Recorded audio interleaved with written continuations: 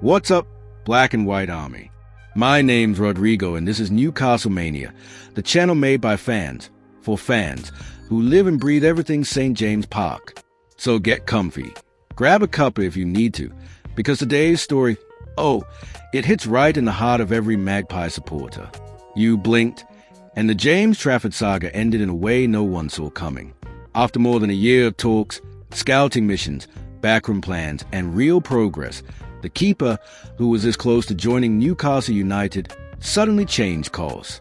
And here's the kicker, he himself explained why. I can't. That's how James Trafford started his explanation for turning down Newcastle and choosing to go back to Manchester City. We're going to break it all down, because this decision caught everyone off guard. And let's be honest, the Toon Army isn't happy. We're fuming.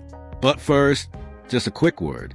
Remember those Chelsea fans who said this channel wouldn't grow because our fan base was too small? Yeah, well, they're going a bit quiet now because our numbers are climbing. So let's keep going strong. If you love Newcastle and want to shut them up once and for all, smash that subscribe button right now. It costs nothing, but it sends a message. Let's hit 1,000 subscribers together and show them what the Black and White Army is all about. The breakdown, what actually happened. The James Trafford saga ended in a way that left Newcastle fans bitterly disappointed. The young keeper, who'd been at Burnley, had been on Newcastle's radar for over a year. The club saw him as the ideal long-term replacement for Nick Pope, especially with the uncertainty around Pope's future due to injuries and age. Everything was lining up.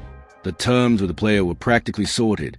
Fans had already started picturing him in black and white, walking out at St. James Park as part of this exciting, ambitious new project. But then came the cold shower. Manchester City, the club that developed Trafford, suddenly stepped in and triggered a buyback clause. That's right. Even though they hadn't used him in their first team before, they had a plan B hidden away. And they played that card at the perfect time, right before Newcastle could finalize the deal. And what was already frustrating became even worse after Trafford's first comments as a new City player. With emotion in his voice, he said, "This is the place I call home."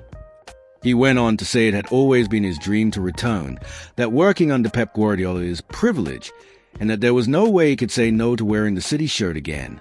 For Newcastle fans, it felt like a punch in the gut. Like he was saying, "It's not you, it's my heart, and it's sky blue." In the end, Newcastle lost out on a key target. And now, the board will have to look elsewhere, ideally for someone who actually wants to be here. And let's be honest, the comments didn't go down well. At all. On social media, the reaction was full of frustration and even anger. Many fans felt used, like the player flirted with a Newcastle project, only to run straight back home when City called. Even the British press reported on how furious the Newcastle board were. They'd been tracking Trafford for ages, and truly believed he was on board with the project. But in the end, his heart made the call. The backstory, what really went on behind the scenes. Now here's where it really stings, when you know the full story behind the scenes. Newcastle had their eyes on James Trafford for well over a year. He was supposed to sign last year. The deal was practically done. He was seen as a perfect backup, an eventual successor, in case Pope suffered another injury. But then came the real problem. The PSR rules, Premier League's profit and sustainability regulations. And to make matters worse, at the time the club had to pivot and bring in Blacodemos, a cheaper, short-term solution. That meant the Trafford deal had to be postponed. Fast forward to now, with the financials more stable, and it looked like Newcastle would finally get their man. The path was clear. The player was showing all the right signs. Everything was lining up. But then, out of nowhere, Manchester City reappeared. City, the club that raised Trafford, still had a buyback clause, and they chose to activate it at the very last second, just as Newcastle were preparing the announcement. And here's what makes it even more painful. According to sources close to the player, Trafford actually wanted to come to Newcastle. Last week, he was excited, motivated, already picturing life in Tyneside, imagining the roar of St. James Park and pulling on the black and white shirt. But then the phone rang, and on the other end, Manchester City, the club he calls home, the place he grew up, and with Pep Guardiola calling, there was no way he could say no. Result? Newcastle lost their man at the very last moment. And that, lads, hurts. Let me know what you think in the comments. Do you feel betrayed by Trafford? Would you still take him in the future? Or is it time to move on completely? Don't forget to like the video, hit that subscribe button if you haven't yet, and turn on notifications. Because here at Newcastle Mania, we never stop bringing the fire from St. James Park. Cheers for watching, and remember, this is what the black and white army is made of. See you in the next one. Speaking of Trafford, this lad's a big name. Last season with Burnley, he smashed the championship record with 29 clean sheets. He's young, he's full of promise, and is brilliant with the ball at his feet, exactly the type of goalkeeper Eddie Howe loves. He would have been a perfect fit to compete with Nick Pope and bring more balance to our squad. But now, he's off to fight for a spot with Edison, and Stefan Ortega looks set to leave City. It's not the first time a player gives all the right signs, talks, nods, seems close. And when it really matters, he joins another club. But what really stings is that this time, we did everything right. We were first. We offered him a real project, a clear path to development. And still, we lost out to one of the giants. It's happened before, with Chelsea, with Arsenal, and now it's Man City. It shows that, while we're growing fast, we're still building our name among the elite. Chart with downward trend consequences, and what happens next? Now, the good news? Newcastle have already made a move. The club is very close to securing Aaron Ramsdale, an experienced keeper with strong spells at Arsenal and even England. Right now he's with Southampton, and the deal is expected to be a season-long loan.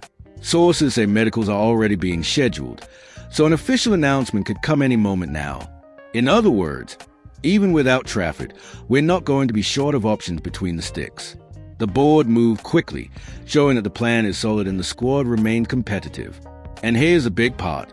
With Ramsdale arriving, two current goalkeepers are likely out. Dubravka and Blakodimos have both been told they are no longer in the club's plan for the season. So now, we're looking at a real battle for the number one shirt, Ramsdale versus Pope. Pope's still recovering and uncertain due to injury, and that sets the stage for a high-level competition, something that could seriously raise the bar for our entire defense. To sum it up, yes, missing out on Trafford was a blow, but Newcastle responded fast and looks set to land a top-class replacement very soon. Faced with a look of triumph, the frustration is real. Losing a signing like this, especially when the player wanted to come, it cuts deep. But here's the real takeaway. Players are watching Newcastle now, and they're not looking with doubt anymore. They're looking with respect.